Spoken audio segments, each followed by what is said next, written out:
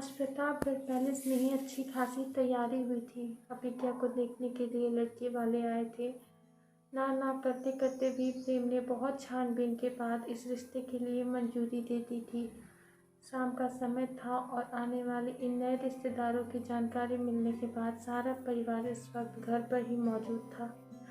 बड़ी सी drawing room में मेहमानों के साथ साथ प्रेम जी, जितेंद्र जी और अमरिंदर जी बैठे हुए थे। दामिनी जी और जानवी जी के जिम्मे किचन का पूरा काम पड़ा हुआ था। सत्यम और अर्जुन ऑफिस से आने के बाद जल्दी से फ्रेश होकर अभिज्ञा के पास पहुंचते थे। सुनो, तुम डरना मत और हाँ, अच्छी तरह से देख परख लेना, उसके बाद ही जवाब देना, सत्यम ने अभिज्ञा को समझाते हुए कहा। अभिज्ञा ने हाँ में सिर हिला दिया, लेकिन उसके हाथ में ठंडे हो रहे थे। मुर्गी का दूध खाकर बैठी हो, 1.5 किलो का सर हिला सकती हो, मुँह से कुछ नहीं बोल सकती। अर्जुन ने कुछ नागवानी के साथ कहा। अभिज्ञा ने कुछ न कहा, बल्कि हाथों की उंगलियां एक दूसरे में फंसा रही थी। चाहे दिल कितनी भी मजबूत से मजबूत लड़की हो, दिल में एक डर तो बना ही रहता है। और उसमें भी यहाँ बात अकेले मिलने वालों से नहीं थी, यहाँ पर तो पूरा परिवार मौजूद था, इधर से भी और उधर से भी। और ऊपर से जिस घर में इस तरह से सुबह से तैयारियां हो रही थी, उसे देखकर तो लग रहा था न जाने कहाँ के नवाब आ रहे हैं। ऐसे में डर के साथ साथ शर्म और झिझक के मिले जुले भाव थे। तुम उसको डरवाओ मत, एक तो वो पहले से ही घबरा रही है, सत्यम ने बीच बचाव करते हुए कहा। उसकी नज़र अभिज्ञा के हाव भाव पर थी। इस समय अगर भाभी सा होती ना, तो तुमको बहुत राहत मिलती। उनके पास इस चीज़ का एक्सपीरियंस होगा, सत्यम ने अभिज्ञा से कहा। मैं भी यही सोच रही थी कि ज़िंदगी रहती तो मेरे साथ होती, अभिज्ञा ने मुंह बनाते हुए कहा। तो इसमें कौन सी बड़ी बात है, कौन सा वक्त तुमसे दूर जाकर बैठी है, एक कॉल कर लो, बात हो जाएगी, अर्जुन ने मशवरा दिया। वैसे एक्सपीरियंस तो उसके पास भी नहीं है, सारे घर वालों को तो पहले से ही पसंद थी। उन दोनों का रिश्ता एकदम अचानक से जुड़ गया था। मुझे तो विश्वास ही नहीं हो रहा था, उनकी शादी में ये फॉर्मेलिटी भी नहीं हुई थी, सीधे सीधे शादी हो गई थी। अर्जुन ने बीते दिनों को याद करके कहा। जिंदगी और साहिर की पहली शादी कोर्ट में हुई थी। उस समय तो केवल अर्जुन ही मौजूद था। हैं? सत्यम ने कुछ अचरज के साथ अर्जुन की तरफ देखा। हाँ भाई, उनकी तो मर्जी भी नहीं पूछी गई थी और पूछने से भी सही जवाब नहीं मिलने वाला था। भाई के सामने तो वैसे भी वो कुछ नहीं बोल पाती, अर्जुन ने हंसते हुए कहा। हाँ, अभी नहीं बोल पाती, लेकिन कुछ दिनों में मुझे लगता है कि सिचुएशन उल्टी होने वाली है, सत्यम ने हंसते हुए कहा। इन दोनों की बात सुनकर अभिज्ञा को हंसी आ गई थी। इसमें हंसने वाली कौन सी बात है? मैंने नोटिस किया है कि पहले भाई साहब से डरती थी, पर अब हमारे भाई साहब भाभी साहब से डरते हैं।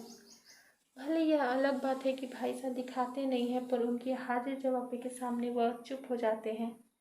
जब हमारे भाई साहब जैसे सिर को अपने कब्जे में कर सकती हैं, तो तुम्हारे लिए बिल्कुल सॉलिड सजेशन देंगी, सत्यम ने अभिज्ञा के चेहरे पर नज़र डालते हुए कहा।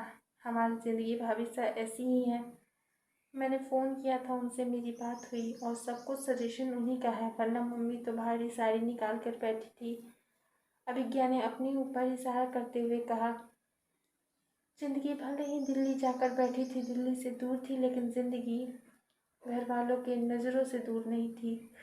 इन लोगों के आने की बात पता चलते ही दामिनी जी ने ज़िंदगी को फ़ोन लगाया और उनकी काफ़ी देर तक अभिज्ञा और ज़िंदगी की बातें हुई थी। कपड़ों से लेकर ज्वेलरी और मेकअप तक अभिज्ञा ने ज़िंदगी की सलाह से लिया था। वैसे तो जामिनी जी और प्रेम जी का विचार था कि साहिर के आने के बाद ही ये प्रोग्राम रखा जाएगा, लेकिन साहिर ने ये कहते हुए इन लोगों को मना कर दिया कि अभी देखने दिखाने का कार्यक्रम चल रहा है, आने के बाद फाइनल करेंगे, बस डेट मत दीजिएगा। अभिज्ञा ने इस वक्त बेबी पिंक कलर का खूबसूरत सा लहंगा पहन रखा था और चेहरे पर हल्का सा मेकअप लुक बहुत खूबसूरत लग रहा था। अभिज्ञा, तुम तैयार हो गई? दामिनी जी ने अभिज्ञा से पूछा। अभी वह अपनी आगे की बात बोलते ही उस समय अर्जुन ने उनकी बात काट दी। तैयार क्या होना है, मेरी बहन तो ऐसे ही बहुत खूबसूरत लगती है, तैयार तो उन्हें होकर आना चाहिए ताकि हमारी बहन की बराबरी कर सकें। अच्छा, ये महान विचार तुम्हारे दिमाग में कब आया? ऐसे तो तुम्हें यह बंदरिया से कम नहीं लगती। दामिनी जी ने हैरान होते हुए पूछा। अभी इसी वक्त पता चला काकी सा। सत्यम ने हंसते हुए दामिनी जी से कहा। क्या मम्मी, मैं तो यूं ही बंदरों की तरह उछल कूद करती रहती है, इसलिए बंदरिया कहता हूँ। अर्जुन ने मुंह बना दिया। क्या बात है, आज दोनों भाइयों ने यहीं पर डेरा डाल रखा है। तुम लोगों को कोई जी में काम नहीं है क्या? दामिनी जी ने दोनों की तरफ नज़र डाली। अर्जुन और सत्यम एक दूसरे की तरफ देखने लगे। मेरे कहने का मतलब है कि तुम लोग यहाँ पर क्या कर रहे हो? जाकर नीचे बैठ सको। जाओ, जाकर नीचे बैठो। जो चीज़ें पापा की नज़रों से छूट गई होंगी वह तुम लोग अच्छे से समझ सकोगे। अरे हम तो वहाँ चले जाते, लेकिन आपके पतिदेव की घूरती नज़रों का सामना कौन करेगा? और उसमें भी उनका मूड बिगड़ गया तो मेहमानों के सामने ही हमारी इज्जत में चार चांद लगा देंगे। अर्जुन ने दामिनी जी से कहा, जिस पर उन्होंने घूर कर अर्जुन को देखा। मुंह बंद करके चुपचाप ही बैठा जा सकता है, दामिनी जी ने समझाया। पर काकी साहब, मुंह बंद करके बैठने से क्या फ़ायदा होगा जब हम कुछ पूछेंगे नहीं, कुछ बात नहीं करेंगे? जब तक अगले के दिल में क्या चल रहा है हमें पता नहीं चलेगा। सत्यम बोला। अमरिंदर जी की तरफ से उसको मुंह बंद करने की सलाह मिली थी, जिस पर वह मुंह बनाते हुए अर्जुन के साथ आकर अभिज्ञा के कमरे में बैठ गया था। मतलब सत्यम की अगली लाइन में दामिनी जी को सोच में डाल दिया था। उनके दिल में यही चल रहा था कि अगर नई पीढ़ी अपने तरीके से नया रिश्ता देख पसंद करके जोड़े तो ज़्यादा बेहतर होगा, क्योंकि आने वाले दिनों में ये रिश्ता इन्हों को चलाना था। तो फिर क्यों इन दोनों को डांट पड़ी है? लेकिन उनके एक सवाल ने उन्हें खुद सारे सवालों के जवाब दे दिए थे।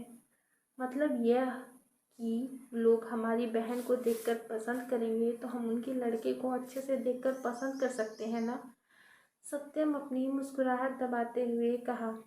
हाँ, ये बात तो है। दामिनी जी ने सहमत हुई, लेकिन जब उनकी नज़र अर्जुन और सत्यम के मुस्कुराते हुए चेहरे पर पड़ी तो उन्हें सारा मामला समझ में आ गया था।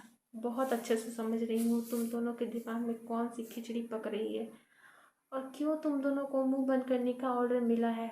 देखो, ये रिश्ता बहुत ही अच्छा है, लेकिन अपनी शैतानी सोचें तुम दोनों अपने तक ही सीमित रखो। एक तो पहले से काकोसा बड़ी मुश्किल से माने हैं इस रिश्ते के लिए, और अगर तुम लोगों ने कुछ किया तो फिर? दामिनी जी ने दोनों को उंगली पॉइंट करते हुए कहा। अरे मम्मी, इसका क्या मतलब है? वह देखो, वह इतना देख परख करेंगे, खोज ढूंढ करेंगे और हम कुछ नहीं करेंगे। अर्जुन ने तुरंत अपने पक्ष में दलील खोजी। यह बात तो तुम्हें आज समझ में आ रही है?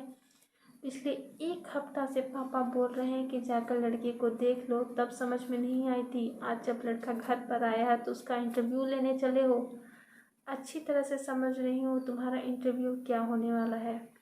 दामिनी जी ने इन लोगों की तरफ देखते हुए कहा, जिस पर अर्जुन और सत्यम दोनों ने मुंह बना दिया।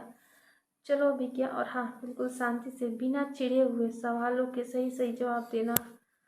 वहाँ पर मुझे तुम्हें आंखें दिखलाने की ज़रूरत न पड़े। दामिनी जी ने अभिज्ञा से कहा। अभिज्ञा चुपचाप बैठी रही थी, वह कुछ नहीं बोल पा रही थी।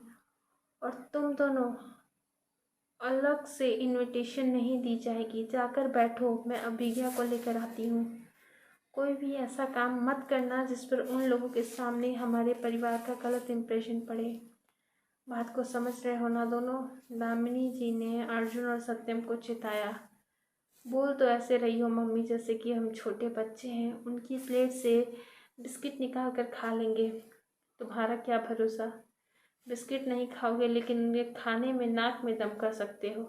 इसलिए बिल्कुल अच्छे बच्चों की तरह चुपचाप मुंह बंद करके दोनों नीचे बैठना। पापा को शिकायत का मौका नहीं मिलना चाहिए। दामिनी जी ने दामिनी जी की बात सुनकर अर्जुन जाने को हुआ, लेकिन उसकी नज़र अभिज्ञा के चेहरे पर पड़ी, जो इस वक्त हद से ज़्यादा मासूम लग रही थी। पर इस मासूम चेहरे के पीछे छुपी हुई लड़की को तो केवल एक भाई की नज़र ही पहचान सकती थी, लेकिन इस वक्त उसके चेहरे पर फैली हुई घबराहट ने अर्जुन को सोच में डाल दिया। कहीं ऐसा तो नहीं है कि अभिज्ञा किसी और को पसंद करती है? पर यह बात इस समय इस बात का नहीं था। अब जो भी बात थी उनके जाने के बाद ही अर्जुन को पता चलना था और अभी अर्जुन को इंतज़ार करना था। एकदम से पागल लड़की है, झगड़ा करने को बोल दो तो तुरंत तैयार हो जाती है, लेकिन किसी से मिलने पर इसके हाथ पैर ठंडे हो रहे हैं जैसे कोई शेर आकर बैठा हो। अरे पसंद है तो हाँ बोल दे, नहीं पसंद है तो उल्टा रास्ता नपवा देंगे। अर्जुन ने उसके ऊपर पूरी निगाह डालते हुए कहा, आंखों में ही जता रहा था कि वह जो भी बात हो वो परेशान होने की ज़रूरत नहीं है। वही तो मैं भी समझा रहा हूँ कि डरने की क्या ज़रूरत है, हम लोग वहीं पर मौजूद होंगे। अगर कुछ उल्टा सीधा पूछने की कोशिश की या फिर जिस सवालों में कंफर्टेबल नहीं महसूस होगा बस तुरंत उसका उल्टा जवाब दे देना, बाकी हम संभाल लेंगे।